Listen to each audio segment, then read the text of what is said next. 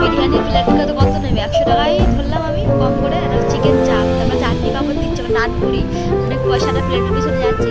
Gift দেবে না মানে আমি তো বলবো গিফট দেয় এবার সবাই।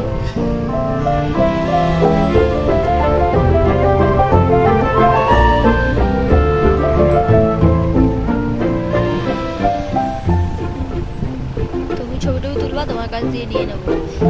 ছবিগুলো এক্ষুনি সেন্ড করবা। আর আমি